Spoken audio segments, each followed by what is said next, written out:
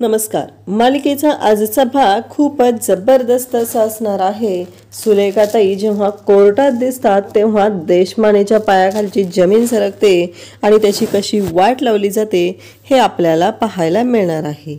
त्याचबरोबर सुलेखाताईंनी अनिरुद्धची इतकी पोलखोल केलेली आहे आजपर्यंत त्याने केलेले गुन्हे, त्याचबरोबर त्याने बिझनेसमध्ये केलेल्या अफरातफरी, त्याचबरोबर अनेक मुद्दे सुलेखाताईंनी अगदी व्यवस्थित कोर्टासमोर मांडलेले आहेत आणि सोबतच देशमानेची पण बोलती बंद केलेली आहे. तेव्हा मात्र आप्पांच्या चेहऱ्यावरती एक वेगळंच समाधान पाहायला मिळत होतं. तर इकडे देशमाने हा जो इतका मूर्ख आहे त्याने कुठल्याही मुद्द्यावरून कसाही तिथे प्रश्न विचारायचा प्रयत्न केला तरी सुलेखाताईंनी त्याला तिथे थांबवलेलं आहे. त्याला दाखवून दिलेलं आहे की फक्त तुम्ही आरडाओरडा केला किंवा विरुद्ध प्रश्न विचारले तरच तुम्ही जिंकू शकता असं काही नाही, हे सगळं दाखवलेलं आहे. त्याचबरोबर इकडे आप्पा जेव्हा म्हणत असतात की मला नाही माहिती, खरंच मी माझं स्वतःचं घर विसरू शकतो तर मी सह्या केल्या असतील आणि मी विसरलो असेल असं आप्पा बोलत असतात, कारण मला आजार झालेला आहे. तेव्हा सुलेखाताई आप्पांना समजवू लागतात की असं काही नाही आप्पा, तुम्ही ना चुकीचा विचार करताय. तुम्हाला आजार होता मान्य मला, पण तुम्ही त्याच्यावरती उपचार घेतलेले आहेत आणि तुम्ही बरे झालेले आहात ना. मग आता कसा आजार असेल सांगा बरं. जर तुम्ही बरे झाला होता तर काहीच प्रॉब्लेम नाही आहे, कारण हे जे काही लोकांना वाटतंय त्याच्याशी आपल्याला काहीच देणं घेणं नाही आहे असं सुलेखाताई आप्पांना समजवतात. आप्पांना खूप बरं वाटतं आणि दुसऱ्या दिवशी आता कोर्टामध्ये सगळेजण हजर झालेले असतात. देशमाने, संजना, अनिरुद्ध बोलत असतात. देशमाने म्हणत असतात की आता कोर्टाचा लवकरच निकाल लागणार आहे, तोही आपल्याच बाजूने. संजना म्हणत असते की त्यांना आता दुसरा वकील मिळालेला आहे, आपल्याला वाटलं होतं त्यांना वकील मिळणार नाही. तेव्हा देशमाने म्हणतो की कोणता का वकील मिळणार, काय करायचं ते आपल्याला माहिती आहे ना. पण अजूनपर्यंत संजना आणि अनिरुद्धने देशमानेला सांगितलेलं नसतं की यांची केस कोण लढते. आणि सुलेखाताई स्वतः समोर येतात आणि जवळजवळ देशमानेची आता बोलती बंद होते. त्यांना सुलेखाताईंना पाहून त्याला धक्काच बसतो. तेव्हा संजना आणि अनिरुद्ध दोघंही पाहत असतात. तेव्हा सुलेखाताई येतात आणि म्हणतात, हां बरोबर ओळखलं देशमाने तुम्ही. कसं आहे, आता मात्र लढाईची तयारी ठेवा.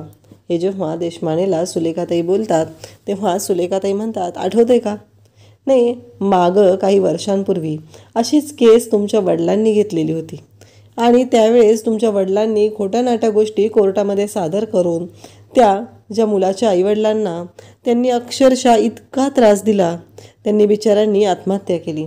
पण कोर्टाचा निकाल लागला. ज्या दिवशी त्यांनी आत्महत्या केली त्या दिवशी कोर्टाचा निकाल लागला आणि तोही आमच्या बाजूने लागला होता, कारण आम्ही सत्याची बाजू घेऊन होतो. आणि तुमच्या वडिलांनी किती पैसे घेतले होते, काय केलं होतं हे तर सगळं जगजाहीर आहे. मी पण सांगू का काय केलं होतं त्यांनी ते. आणि यामध्ये सगळ्यात जास्त त्रास तुमच्या वडिलांना झालेला आहे. जरी पैसा घेतलेला असला तरी तो कोणत्या पद्धतीनं घेतला होता, ते बिचाऱ्या आईवडिलांना तिथे त्यांचं जीवन संपवायला लागलं होतं. आणि ह्या सगळ्याचा माहितीच आहे तुम्हाला नक्की काय घडलेलं आहे. तेव्हा देशमाने तिथं म्हणतात की कसं आहे, त्यावेळेस माझे वडील होते आणि मी आता त्यांचा मुलगा आहे तुमच्यासमोर, आणि कसं आहे माझ्या वडिलांपेक्षा मी एक पाऊल पुढंच आहे. सुलेखाताई म्हणतात, त्यावेळेसही मीच होते, ह्यावेळेसही मीच आहे, कारण आम्ही जिंकणार आहोत, आमची बाजू ही सत्याची आहे असे स्पष्टपणे देशमानेला सांगतात. आणि म्हणतात, बघूया कोर्टामध्ये आता काय होतं ते. सुलेखाताई एवढ्या कॉन्फिडंट असतात ना, त्यांच्याकडे बघून आप्पांना असं जाणवतं की आता आपण माघार घ्यायची नाही, आपण तर जिंकणारच आहोत. ही गोष्ट कोणाच्याही डोक्यात येईल एवढं भारी त्यांचं वागणं बोलणं आहे. एवढ्या कॉन्फिडंटली समोरच्या माणसाला त्या गप्प करत आहेत. या सगळ्या गोष्टी आपल्याला इथे पाहायला मिळतात.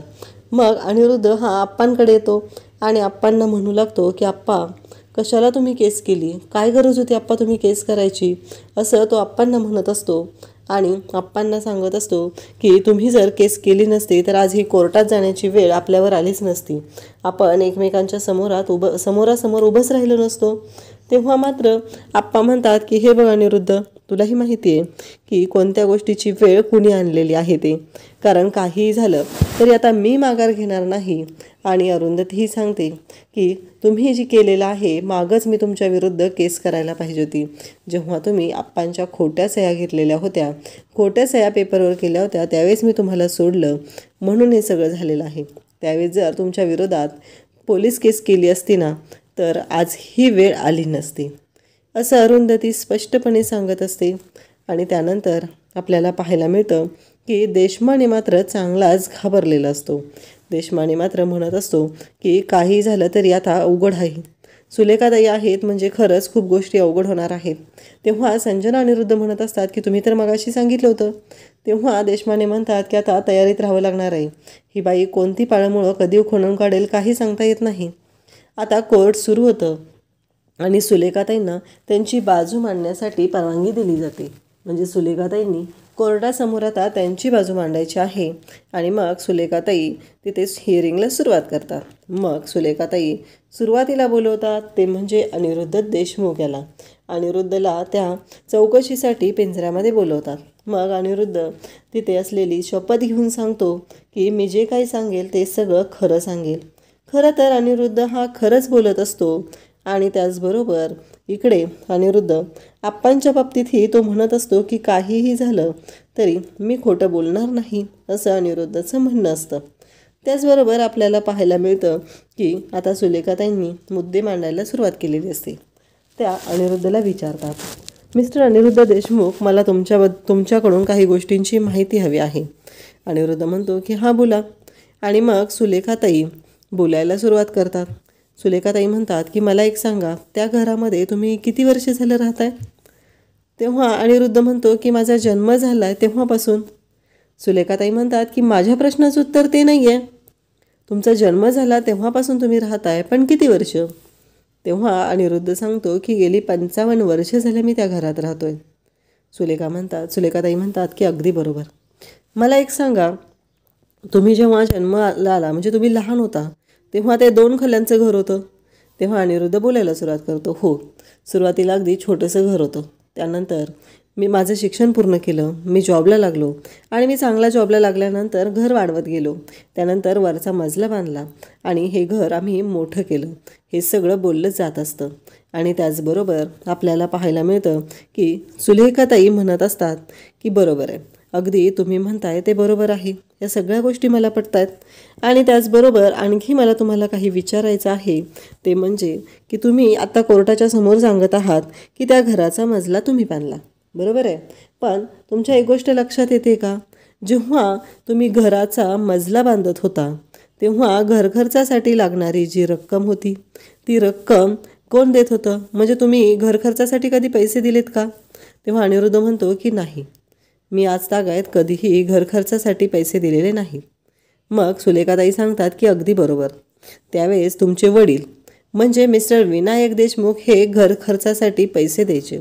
म्हणजे अगदी त्यांची नोकरी संपली त्यानंतर त्यांच्या पेन्शनमधूनही त्यांनी या घरखर्चासाठी पैसे दिलेले आहेत आणि त्याचबरोबर घरखर्च भागवला आहे. तुम्ही कधी तुमच्या वडिलांना विचारलं का की आपल्या घरामध्ये घर खर्चासाठी किती लागतं? तेव्हा अनिरुद्ध म्हणत असतो की घर खर्चासाठी अशी किती अमाऊंट लागते, असं अनिरुद्धचं म्हणणं असतं. सुलेखाताई म्हणतात तुमचे वडील किती पर्टिक्युलर आहेत हे तुम्हाला चांगलंच माहिती आहे आणि त्यांनी प्रत्येक गोष्टीचा हिशोब त्यांच्या डायरीमध्ये लिहिलेला आहे, बिलं आहेत. आणि असं नका म्हणू की खर्चासाठी किती रक्कम लागते. अहो बिलं असतात, लाईट बिल असतं, पाणी बिल असतं, किराणा असतो, राशन असतं, दवाखाने असतात. त्याचबरोबर घराला वॉटरप्रूफिंग करावं लागतं, डागडुगी करावी लागते. अशा 1 ना 2 अनेक गोष्टी कराव्या लागत असतात आणि हे सगळं तुमचे वडील करत होते.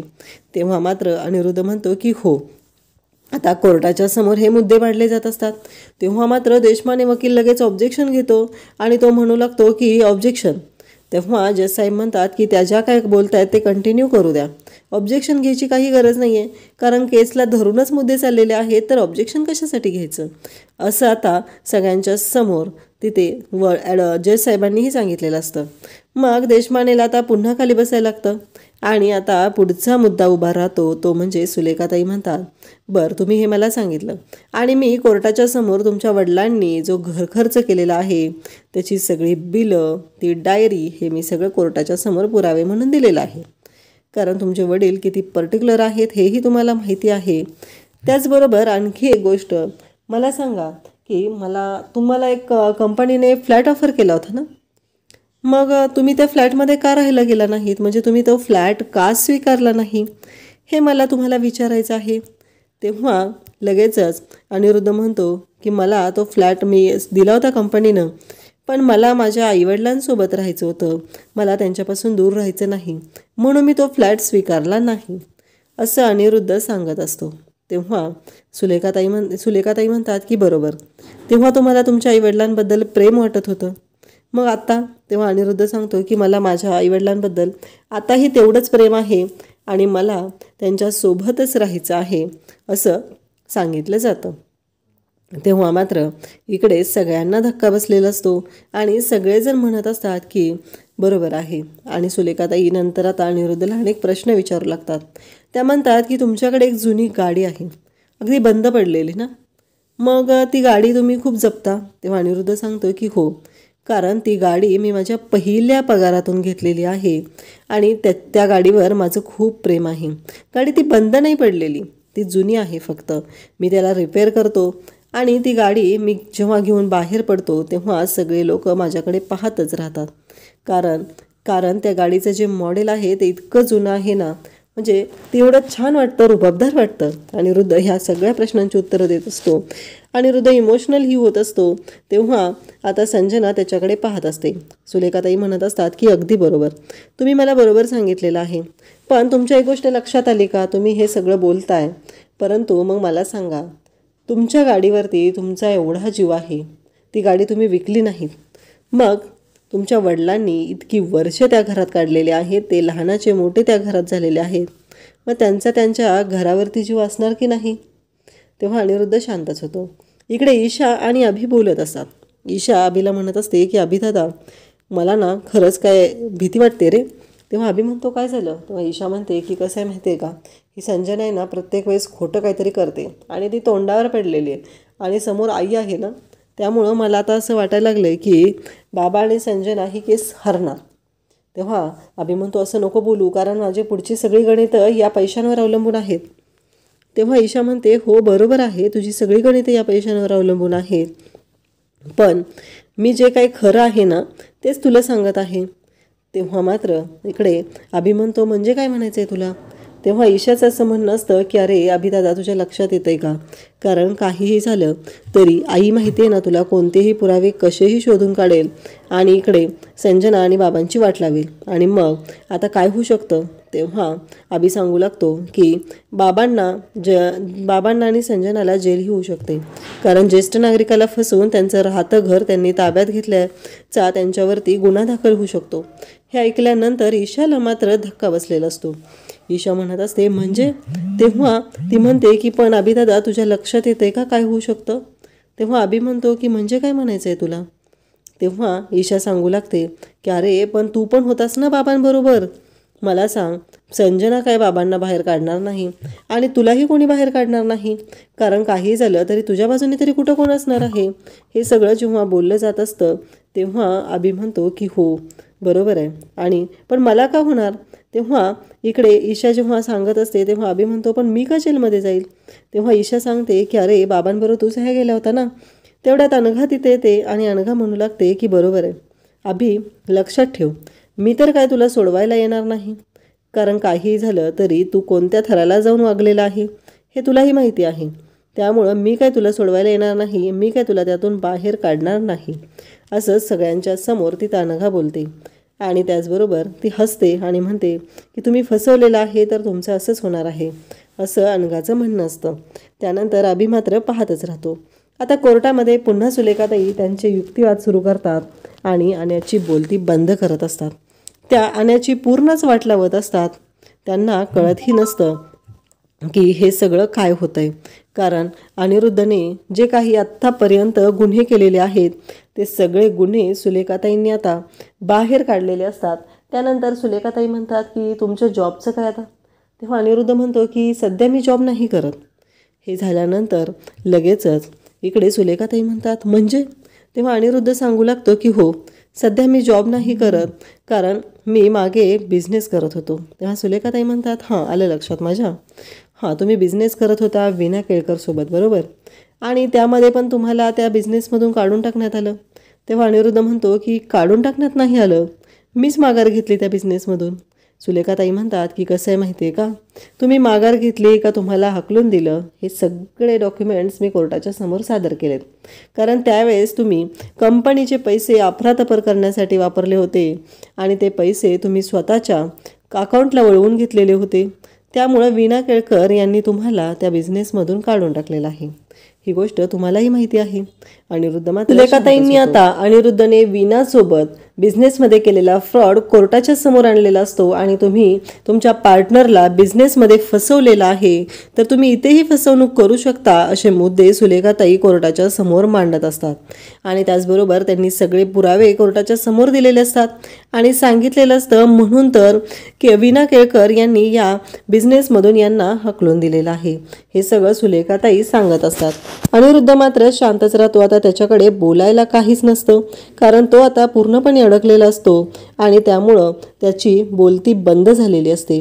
त्यानंतर आपल्याला पाहायला मिळतं की सुलेखाताई ह्या सगळं जे काही बोलत असतात त्या मनापासून बोलत असतात आणि सुलेखाताईंनी अगदी आप्पांची बाजू उचलून घेतलेली असते आणि अनिरुद्धची वाटच लावलेली असते. त्यानंतर आता सुलेखाताई म्हणतात की आता मला काही प्रश्न आणखी विचारायचे आहेत, परंतु देशमाने मात्र म्हणू लागतो की आता तुम्ही कोर्टाला बाकीचे मुद्दे काढून भरकटत आहात, ही केस भरकटत आहे. त्यानंतर उद्याच्या भागामध्ये आपल्याला पाहायला मिळणार आहे की सुलेखाताई ह्या आप्पांना बोलवतात आणि आप्पांना काही प्रश्न विचारू लागतात. जेव्हा आप्पांना प्रश्न विचारले जातात तेव्हा आप्पांना सुलेखाताई म्हणतात की मला सांगा, हे घर तुम्ही कधी बांधलेलं आहे? तेव्हा आप्पा बरोबर 1928 साली हे घर बांधलेलं आहे हे सांगतात. त्यानंतर आप्पांना अनिरुद्धची बर्थ डेट विचारली जाते, तर आप्पा न विसरता सांगतात की 1 जानेवारी. म्हणजे आप्पांना तर सगळ्या गोष्टी आठवत आहेत, त्यांना कोणताही आजार नाही. हा मुद्दा सुलेखाताईंनी देशमानेचा कोर्टाच्या समोर खोडून काढलेला असतो आणि सांगितलेलं असतं की आप्पा विसरभोळे नाहीत, आता ते बरे झालेले आहेत, त्यांना सगळ्या गोष्टी आठवत आहेत.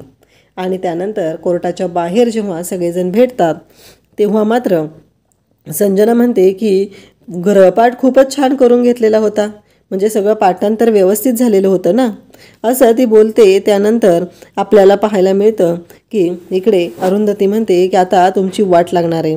मागच्या वेळेस मी तुम्हाला सोडलं होतं, पण आता सोडणार नाही आणि आता तुम्ही जेलमध्ये गेला तर तुम्हाला बाहेर काढायलाही कोणी येणार नाही. हे सगळ्या गोष्टी बोलल्या जात असतात.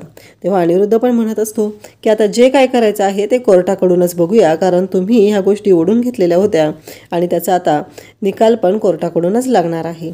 आता इकडे अरुंधतीने संजना त्याचबरोबर आणण्याची वाट तर लावलेली आहे, पण त्यांच्या आता हातपाय थरथर कापायला लागलेले आहेत. अशाच अपडेटसाठी चॅनलला सबस्क्राईब करा. थँक्यू.